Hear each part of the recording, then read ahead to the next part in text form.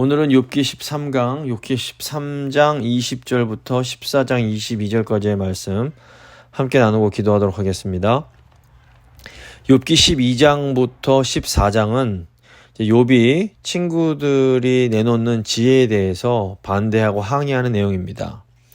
욥은 하나님의 그 크심, 그 권능에 대한 친구들의 주장에는 동의하지만 친구들의 그런 어떤 인과응보적 주장에 대해서는 강한 반대와 불만을 표시합니다. 욥은 친구들이 가지고 있는 너무나 단순한 인과응보적 신학체계의 문제가 무엇인지를 말하면서 자신은 위험을 무릅쓰고라도 하나님 앞으로 나아가서 하나님과 변론하겠다라고 말을 합니다. 이제 오늘 본문 내용은 욥이 하나님 앞으로 나아가서 하나님 앞에서 생명을 걸고 항변하는 내용이 되겠습니다. 먼저 13장 20절부터 22절 보시면 욥이 이제 두 가지 간구를 합니다. 20절 오직 내게 이 두 가지 일을 행하지 마옵소서. 그리하시면 내가 주의 얼굴을 피하여 숨지 아니하오리니 곧 주의 손을 내게 대지 마시오며 주의 위엄으로 나를 두렵게 하지 마실 것이니이다. 욥의 첫 번째 간구는 주의 손을 내게 대지 말아 달라는 것이었고, 두 번째 간구는 주의 위엄으로 자신을 두렵게 하지 말아 달라는 것이었습니다. 근데 이 두 가지 간구 모두 욥이 현재 경험하고 있는 엄청난 고통과 관련이 있습니다. 욥은 잠시라도 자신이 당하고 있는 고통을 좀 멈춰달라고 주님께 간구합니다. 욥이 겪고 있는 슬픔과 아픔이 얼마나 깊은지 이 고통이 욥으로 하여금 하나님께 나아가는 것을 막고 있는 겁니다. 욥은 하나님께서 잠시 그 심판의 손을 걷어주시면 하나님 앞에 나아가서 말을 할 수 있을 것 같다라고 말을 합니다. 사실 고통이 너무 크면 기도조차 하기가 어려울 때가 많습니다. 몸이 너무 아프다거나 또 너무 가슴이 아프거나 하면 그 고통이 꽉 눌려서 아무 생각도 나지 않고 아무 말도 할 수가 없게 되는 겁니다. 지금 이제 욥이 그런 상황을 겪고 있었기 때문에 하나님께 잠시라도 이 좀 고통을 그치게 해달라고 이제 간구를 하는 겁니다. 22절 보시면 그리하시고 주는 나를 부르소서 내가 대답하리이다. 혹 내가 말씀하게 하옵시고 주는 내게 대답하옵소서. 욥은 주님이 고통을 잠시 거두시고 자신을 부르시면 주님의 소환에 응하겠다라고 말을 합니다.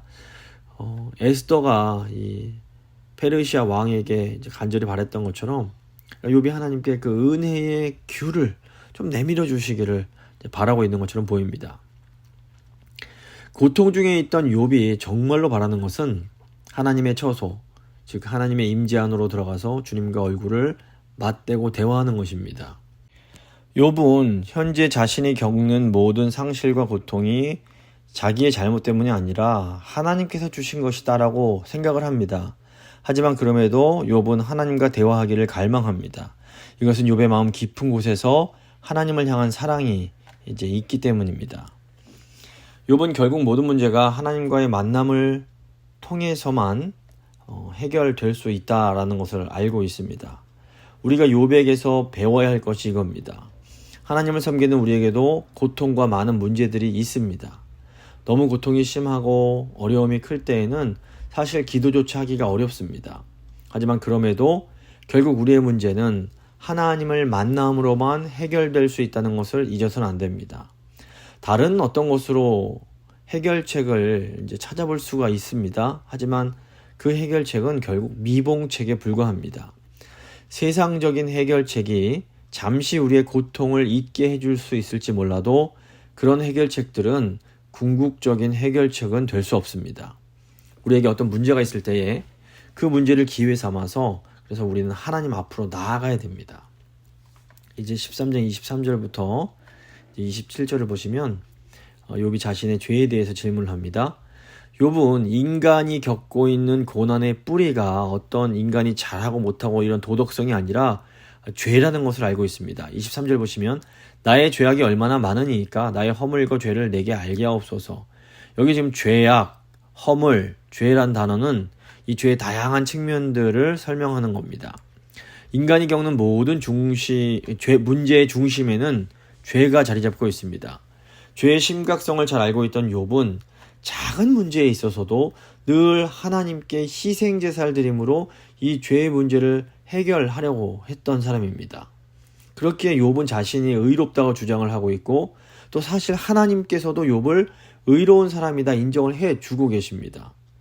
그렇기에 욥은 자신에게 일어나는 일들이 더 이해가 되질 않았던 겁니다. 욥은 하나님이 자신을 마치 용서받지 못한 죄인처럼 대하고 계시는 것 같다라고 말을 하면서 도대체 자신의 문제가 정확히 무엇인지를 알려달라고 질문을 하고 있습니다. 24절 25절 보시면 주께서 어찌하여 얼굴을 가리시고 나를 주의 원수로 여기시나이까. 주께서 어찌하여 날리는 낙엽을 놀라게 하시며 마른 건부를 뒤쫓으시니까 나이까. 욥은 우선 왜 하나님께서 자신에게 그 은혜로운 얼굴을 감추시고 마치 자신을 원수처럼 대하시는지를 묻습니다.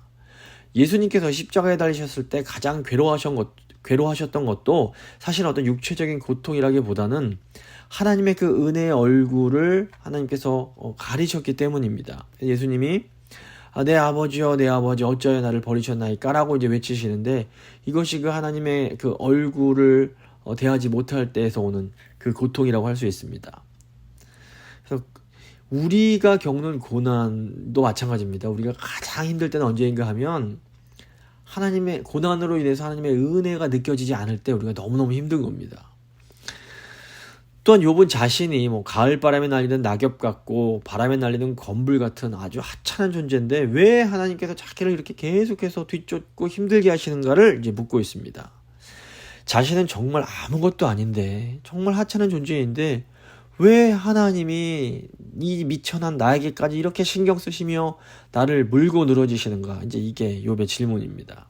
26절 주께서 나를 대적하사 괴로운 일들을 기록하시며 내가 젊었을 때 지은 죄를 내가 받게 하시오며 내 발을 착고에 채우시며 나의 모든 길을 살피사 내 발자취를 점검하시나이다.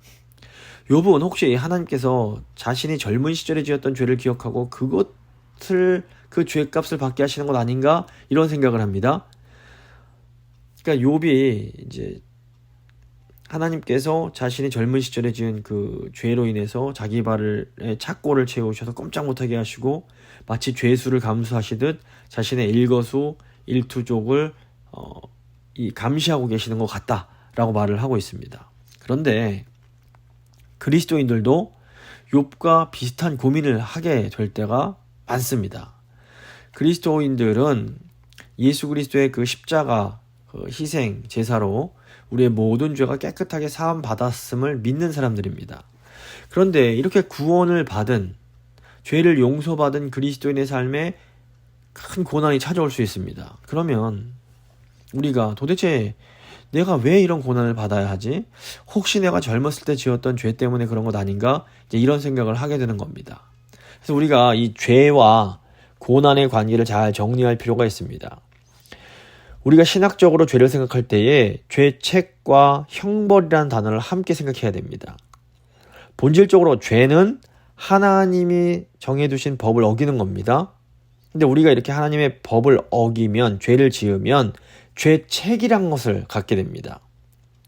그리고 이 죄를 지은 사람은 이 죄책에 따라서 형벌을 받아야 되는 겁니다. 그래서 요약하자면 죄로 인해서 죄책이 생겨나고 죄책에 따라 그에 합당한 형벌을 받게 되는 겁니다. 그래서 죄의 싹은 사망이 되는 겁니다.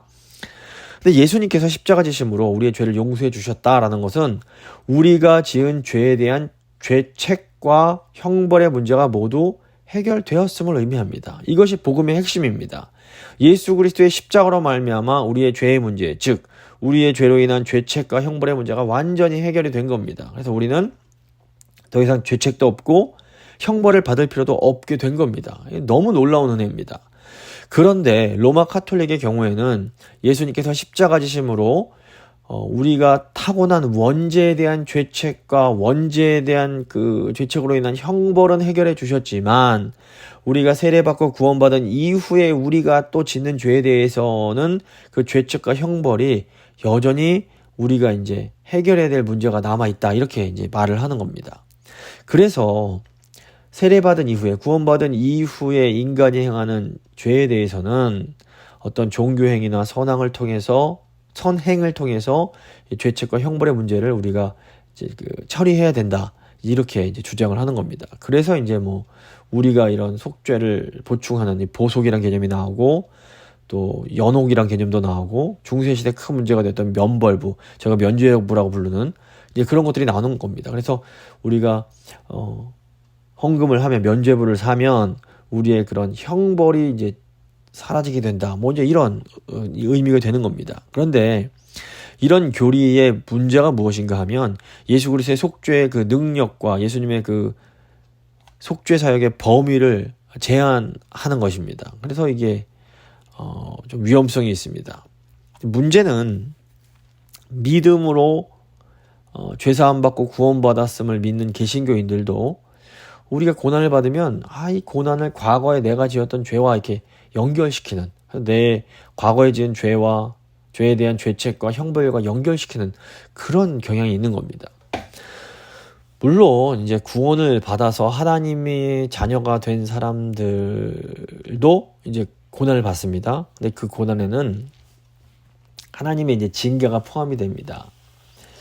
하지만 이것은 사랑하는 자녀의 그런 잘못을 고쳐 주시기 위한 아버지 하나님의 그 사랑의 징계이지 어떤 형벌이 아닌 겁니다. 이 형벌은 지은 죄에 대한 대가로서 공의를 행하는 것에 초점이 있다면, 징계는 사랑하는 자녀의 잘못을 고쳐주는 이 사랑에 더 초점이 있습니다. 그래서 구원받은 하나님의 자녀들이 겪는 고난은 아버지의 사랑에 매인 징계일 수는 있지만 우리가 지은 죄에 대한 어떤 대가로 받는 형벌일 수는 없는 겁니다. 그렇기 때문에 이제 우선 성도의 고난에는 사랑하는 자녀를 향한 징계의 차원이 있습니다. 또 성도의 고난에는 하나님의 보호하심의 어떤 차원이 있습니다. 사도 바울의 경우를 보면 하나님의 은혜 가운데 이 바울이 가시라고 불렀던 이제 고난이 있었습니다. 이 고난은 바울이 너무 놀라운 하나님의 그런 계시를 경험했기 때문에 자고해지지 못하도록 하나님이 바울을 보호해 주시기 위해서 주신 일종의 보호장치와 같은 거였습니다. 그래서 인간의 연약함을 너무 잘 아시는 하나님은 우리가 자고해지지 못하도록 우리를 보호해 주시기 위해서 때로는 이런 가시와 같은 고난을 허락해 주실 수가 있습니다. 또 세 번째로 성도의 고난은 예수 그리스도의 고난에 동참하는 차원도 있을 수 있습니다. 바울이 그리스도의 남은 고난을 내 몸에 채운다라고 말하는데, 이것은 뭐 우리가 지은 죄에 대한 죄책, 또 그에 대한 형벌이 아니라 하나님의 섭리 가운데 구원을 위해서 주어지는 어떤 그런 고난이라고 볼 수 있습니다. 그래서 우리 고난에 어떤 징계와 보호와 그런 그 섭리적인 차원이 다 있는데, 이제 문제가 뭔가 하면 우리가 겪는 고난에는 이 세 가지 징계, 보호, 섭리가 다 아주 교묘하게 다 섞여 있을 때가 많다는 겁니다. 그래서 성도가 경험하는 고난을 너무 쉽게 단순화시켜서 저거 무엇 때문이야, 과거에 지은 죄 때문이라 이렇게 말하는 것은 굉장히 위험하고 잘못된 겁니다. 지금 욥의 친구들이 욥에게 저지르는 잘못이 바로 이겁니다. 그래서 친구들은 하나님께 인정받고 있는 의인 욥의 고난을 너무 자기들이 가진 생각에 입각해서 단순하게 바라보면서 욥을 정죄하고 있습니다. 하지만 이제 또 고난 가운데 제기하는 이 욥의 질문을 보면 하나님을 정말 신실하게 섬기는 성도라고 해도 큰 고난 앞에서는 너무 나약해질 수 있고 또 쉽게 무너질 수 있다는 것도 저희가 또 이해를 할 필요가 있습니다. 13절, 28절부터 14절, 12절 보시면 이제 죄의 결과, 인간의 유한성과 이제 죽음에 대한 내용이 나옵니다. 28절 보시면 나는 썩은 물건의 낡아짐 같으며 좀 먹은 의복 같으니이다. 여인에게서 태어난 사람은 생애가 짧고 걱정이 가득하며 그는 꽃과 같이 자라나서 시들며 그림자같이 지나가며 머물지 아니하거늘. 인간은 썩어가는 유기물, 좀 먹은 옷, 아주 짧게 피어타지는 꽃, 지나가는 그림자라고 라고 말을 합니다. 이런 것들의 공통점이 뭐냐면 유한하다는 겁니다. 욥은 이런 것들을 통해서 유한한 인간의 아주 비극적인 그런 현실과 덧없음을 아주 생생하게 묘사합니다. 독일의 문호였던 괴테가 언젠가 이제 노년에 자신 평생에서 정말로 행복했던 시간을 꼽자면 다 합쳐봐야 한 달이 채 안 될 거다라는 말을 했다고 합니다. 이 땅에서의 너무나 유한한 인간의 삶은 너무 짧고 더덥습니다. 더욱이 이 짧은 시간 속에서의 어떤 행복이라는 것은 더더욱 짧을 수밖에 없는 겁니다. 근데 욥이 하나님께서 이렇게 유한한 이런 인간에게 도대체 무엇을 바라시는가? 이제 이걸 묻고 있는 겁니다. 3절부터 6절 보시면 이와 같은 자를 주께서 눈여겨보시나이까? 나를 주 앞으로 이끌어서 재판하시나이까? 누가 깨끗한 것을 더러운 것 가운데서 낼 수 있으리이까? 하나도 없나이다. 그의 날을 정하셨고 그의 달수도 주께 있으므로 그의 규례를 정하여 넘어가지 못하게 하셨사온즉 그에게서 눈을 돌이켜 그가 품꾼같이 그의 날을 마칠 때까지 그를 홀로 있게 하옵소서. 욥은 이렇게 썩어가는 피조물이 과연 하나님 앞에 깨끗하게 설 수 있습니까? 라고 묻습니다. 욥의 그 날이 너무 더덥고 자신의 수명도 하나님께서 아주 짧게 정해두셨다라고 이렇게 말하면서 그냥 잠시 고통에서 벗어나 홀로 있게 해달라 이렇게 호소를 합니다. 나아가 욥은 이제 인간의 유한성의 끝이 최종적인 것이라고 할 수 있는 죽음에 대해서도 말을 합니다. 7절 보시면 나무는 희망이 있나니 찍힐지라도 다시 움이 나서 연한 가지가 끊이지 아니하며 그 뿌리가 땅에서 늙고 줄기가 흙에서 죽을지라도 물 기운에 움이 돋고 가지가 뻗어서 새로 심은 것과 같거니와.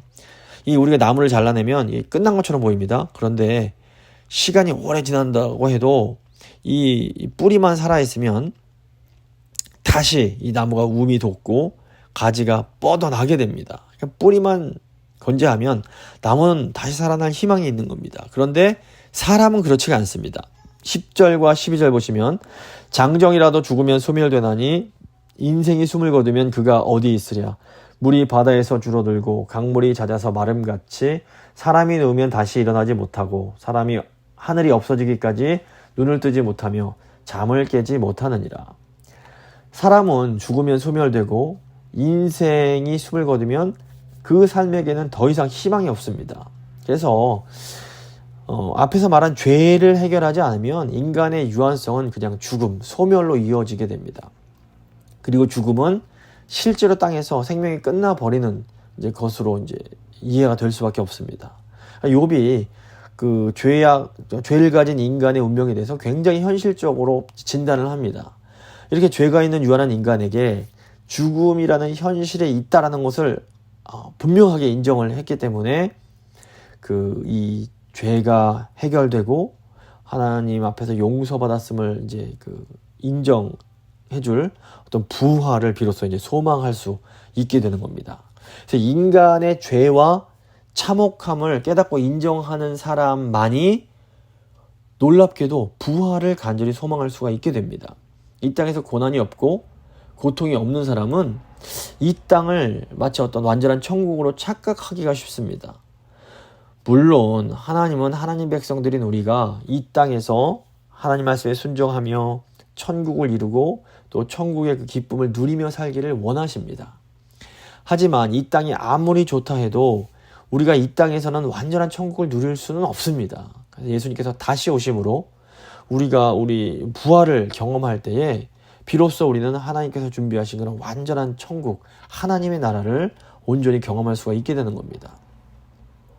근데 이제 욥이 놀라운 것은 무엇인가 하면 욥이 극심한 고난 중에서 그 자신의 그런 죄와 죽음 너머에 있는 그 부활을 소망하더라는 겁니다. 5절, 14장 13절부터 17절은 이제 욥이 부활을 갈망하는 내용입니다. 아주 놀라운 내용인데 욥이 죽은 사람은 잘려진 나무처럼 그 나무와는 달리 한 번 죽으면 살아날 수 없다라고 지금 말을 했는데 이제 욥이 죽은 사람에게 그럼에도 어떤 미래의 희망이 있기를 이제 감히 소망을 하게 되는 겁니다. 그러니까 마음 깊은 곳에서 오직 부활만이 이런 유한하고 죄로 인해서 죽을 수밖에 없는 인간의 상태에 대한 궁극적 해답이 될 수 있음을 욥이 지금 느끼는 겁니다. 13절, 14절 보시면 주는 나를 수월에 감추시며 주의 진노를 돌이키실 때까지 나를 숨기시고 나를 위하여 규례를 정하시고 나를 기억하옵소서. 장정이라도 죽으면 어찌 다시 살리이까. 나는 나의 모든 고난의 날 동안을 참으면서 풀려나기를 기다리겠나이다. 이 욥의 말을 좀 쉽게 풀어보면 욥이 이렇게 말을 하는 겁니다. 주님, 제가 스올, 곧 죽은 자들이 있는 곳으로 가고 있다는 것을 잘 압니다.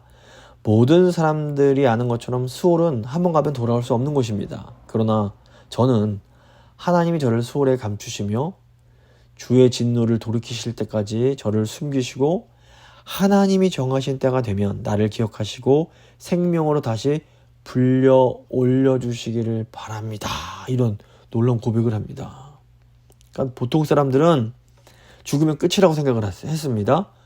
근데 욥은 인간에게 죽음이 끝이 아니고 죽음 이후에 하나님께서 부활을 준비해주고 계실지 모른다. 이런 생각을 지금 하는 겁니다. 지금 14절에 풀려나기를 기다리겠나이다. 이제 이 표현을 보면 이 풀려난다라는 말이 갱신과 회복의 의미로 다시 살아난다. 부활의 의미가 있는 겁니다.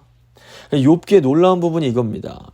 욥은 극심한 중에 그러니까 극심한 고난, 정말 절망, 소망이 없는 그 상황 속에서 부활을 소망합니다. 만약에 욥에게 이런 극심한 고난이 없었다면 욥이 이렇게 또 부활을 소망하지는 못했을 수 있습니다. 그런데 극도의 고난을 경험하면서 욥은 일반적인 생각과 믿음을 뛰어넘어서 하나님께서 계획하고 계시는 인간의 그 놀라운 부활을 바라보는 그런 믿음의 단계까지 나아갈 수가 있게 된 겁니다. 욥이 소망하는 지금 부활의 가장 놀라운 것이 무엇이냐면 바로 이 부활을 통해서 하나님과 인격적인 관계가 회복되는 것입니다. 15절 보시면 주께서는 나를 부르시겠고 나는 대답하겠나이다. 주께서는 주의 손으로 지으신 것을 기다리시겠나이다. 욥을 죽은 자들 가운데서 다시 불러내시는 그 분은 주의 손으로 지으신 것을 기다리시는 이제 분이다라고 이제 욥이 고백을 합니다. 여기에 인간에게 부활을 주시는 하나님의 사랑에 대한 놀라운 기대가 이제 담겨 있습니다. 16절 보시면 그러하온데 이제 주께서 나의 걸음을 세시오니 나의 죄를 감찰하지 아니하시나이까. 주는 내 허물을 주머니에 봉하시고 내 죄악을 싸매시나이다.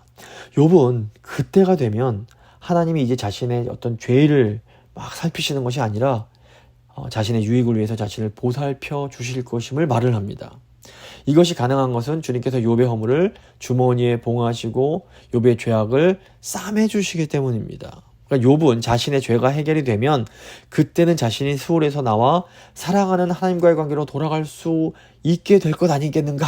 이것을 지금 바라고 있는 겁니다.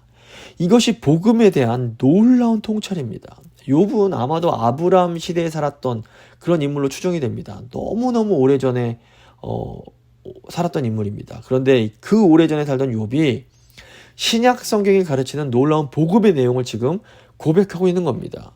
근데 이것이 바로 고난이 우리에게 주는 유익이라고 할 수 있습니다. 고난은 우리로 하여금 우리가 전에는 전혀 알지 못했던 새로운 하나님에 대한 통찰, 새로운 하나님에 대한 깨달음을 열어주는 그런 기능을 하게 됩니다.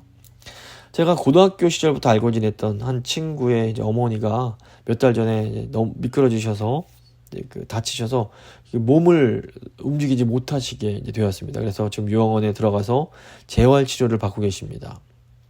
원래부터 이제 제 친구가 교회를 성실하게 출석하긴 했지만 뭐 신앙을 그렇게 깊이 막 적극적으로 표현하던 친구는 아니었는데 어머니가 이렇게 아프셔서 누우시고 막 코로나며 이런 꼼짝도 못하시고 이런 것을 이제 옆에서 지켜보면서 놀랍게도 믿음이 급속하게 좋아진 것을 볼 수 있었습니다. 친구가 저에게 이제 하는 고백이 매일매일 자기 힘으로 대소변을 볼 수 있다는 것만으로도 너무너무 감사하다는 것을 깨달았다. 그냥 일상 자체가 감사하다라고 하면서 요즘에는 자기가 기도 시간이 많이 늘어났다. 이렇게 고백을 하면서 오히려 저에게 기도 제목을 물어보는 것을 보면서 제가 참 깜짝 놀랐습니다. 이 고난이란 것이 참 힘들고 어렵습니다. 그런데 진실된 믿음을 가진 성도에게는 고난이 너무 힘들지만 그럼에도 고난은 분명한 유익이 있습니다. 근데 이제 또 너무 안타까운 것은 이렇게 또 부활을 바라보던 욥이 또 이 고난으로 인해서 저 이 침체로 내려가게 되는 겁니다. 이제 14장 18절부터 20절 보시면 욥이 다시 이제 그 부활이 없으면 희망도 없다 그러면서 이제 절망하는 내용이 나옵니다. 18절 보시면 무너지는 산은 반드시 흩어지고 바위는 그 자리에서 옮겨가고 물은 돌을 닳게 하고 넘치는 물은 땅의 티끌을 씻어버리나이다. 이와 같이 주께서는 사람의 희망을 끊으시나이다. 욥이 지금 이제 침식되는 것들의 이미지를 사용해서 죄와 심판 아래 있는 삶에 희망이 없다는 것을 말합니다. 바람, 비, 홍수가 이 바위와 산마저 깎아내리면서 이제 산사태가 일어나는데 산사태가 한번 일어나고 나면 돌이킬 수가 없습니다. 사람은 어떤 이 침식도 다시 되돌릴 수가 없습니다. 욥이 볼 때에 하나님의 심판도 이와 비슷해 보이는 겁니다. 땅 위에서 가장 단단한 바위도 물의 침식을 견디지 못하는 것처럼 이 땅에서 가장 잘났다 하는 인간도 하나님의 심판을 이기지는 못한다라는 겁니다. 욥은 하나님의 심판이 사람의 희망을 완전히 무너뜨린다 라고 말을 합니다. 20절부터 22절 보시면 주께서 사람을 영원히 이기셔서 떠나게 하시며 그의 얼굴빛을 변하게 하시고 쫓아보내시오니 그의 아들들이 존귀하게 되어도 그가 알지 못하며 그들이 비천하게 되어도 그가 깨닫지 못하나이다. 다만 그의 살이 아프고 그의 영혼이 애곡할 뿐이니이다.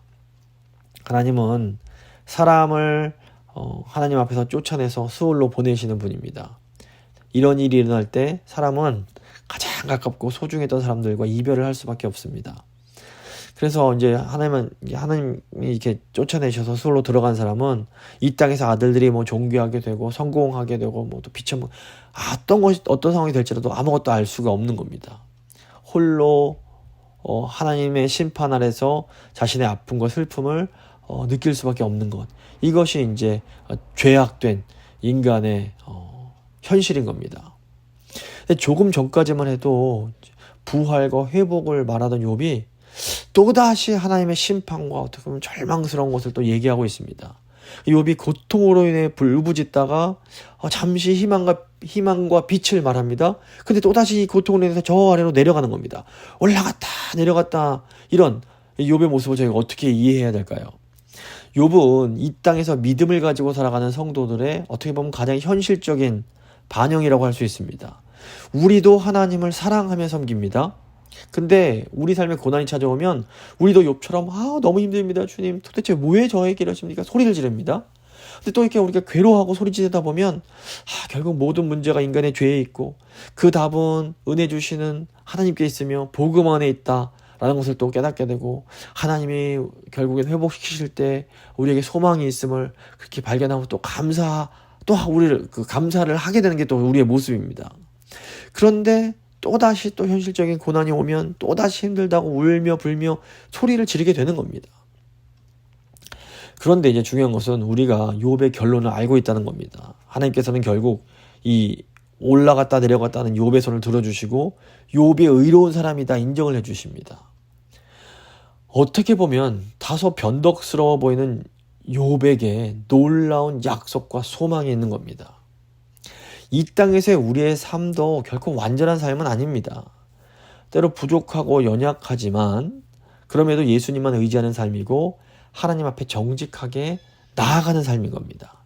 부족하고 연약해도 정직하게 주님 앞에 나아가서 울고 불고 하다 보면 그러면서 그 삶이 점점 더 조금씩 성숙해지고 조금씩 거룩해지고 조금씩 더 아름다워 가게 되는 겁니다.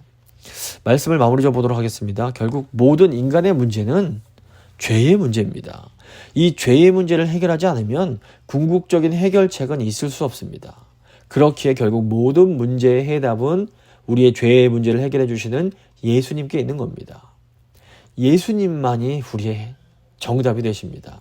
욥은 극도의 고난 중에서 일반 사람은 생각할 수 없는 부활을 소망하는 그 자리까지 나아가게 됩니다. 이것이 고난이 우리에게 주는 놀라운 유익이라고 볼 수 있습니다. 하나님의 자녀를 찾아오는 고난은 사실 너무 힘들지만 그럼에도 또한 분명한 유익이 있는 겁니다. 이 의로운 사람 욥의 모습을 보면 그가 거기에 부침이 있습니다. 올라갔다 내려갔다 하는 것이 있습니다. 욥은 부활의 소망을 고백하다가 또다시 심판과 절망을 말하면서 이렇게 또 내려갑니다. 하지만 그럼에도 결국 하나님은 욥이 옳다라고 인정해 주십니다. 우리의 모습도 이 욥의 모습과 크게 다르지 않습니다. 하나님의 은혜에 감사하며 부활을 소망하다가도 어느 순간 정말 답답한 현실 앞에 절망하고 낙심하고 흔들리는 것이 우리의 모습입니다. 하지만 정말로 중요한 것은 우리 마음의 중심입니다. 우리가 때로 연약해서 왔다 갔다 올라갔다 내려갔다 할 수 있지만 그럼에도 우리 마음 중심에 주님을 사랑하는 마음이 있다면 주님께서 그것을 봐주시고 인정해 주십니다. 우리의 마음을 알아주시고 우리를 옳다고 받아주시는 겁니다. 이것이 바로 예수 그리스도의 복음 안에 담긴 하나님의 그 사랑이요 은혜인 겁니다. 이 시간 정말 이 흔들리는 욥의 모습 속에서 우리의 모습을 발견하면서 하나님 이런 저희를 사랑해 주셔서 감사합니다. 저희도 끝까지 주님만 사랑하며 살기를 원합니다. 한번 간절히 기도하겠습니다.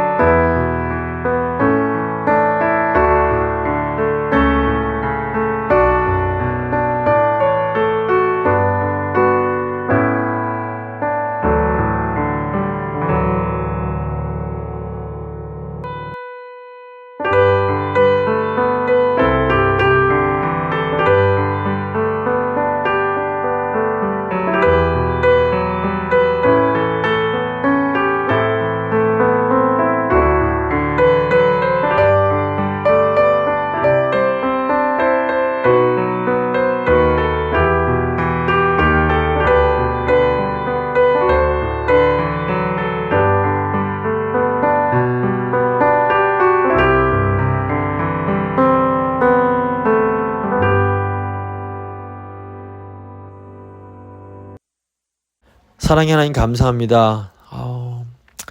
고통 가운데 절규하며 하나님께 나아가는 욥의 모습 속에서 저희들의 모습을 보게 됩니다. 욥이 참 하나님을 사랑하고 그 마음 가운데 결국 죄가 문제고 답이 하나님께 있고 하나님과 대화하는 것에서 하나님을 만나는 것에서만 정말 소망이 있음을 욥이 알고 있었습니다. 그리고 더 놀랍게도 욥은 그 예전에 또 놀라운 부활을 소망했습니다. 근데 그런 욥이 또다시 또 절망하고 답답해하고 내려가던 것을 또 보게 됩니다. 주님, 저의 모습도 욥과 같습니다. 주님의 은혜를 알고 복음에만 답이 있고 오직 예수님께만 소망이 있음을 알지만 또 아버지 답답한 현실 속에서 우울해지고 낙심하고 절망하는 저의 모습을 보게 됩니다. 주님, 저희를 불쌍히 여겨주시고 그럼에도 저희 마음 중심을 봐주시는 하나님이심을 저희가 알기에 또 너무너무 감사드립니다. 주님, 저희 성도님들 한 분 한 분 성령님께서 찾아가셔서 그 마음을 붙잡아 주시고 흔들리지 않게 지켜주시고 끝까지 예수님만 바라보며 나아갈 수 있도록 주여 함께하여 주시옵소서. 주님만 의지하며 귀하신 우리 구주 예수 그리스도 이름으로 간절히 기도드립니다. 아멘.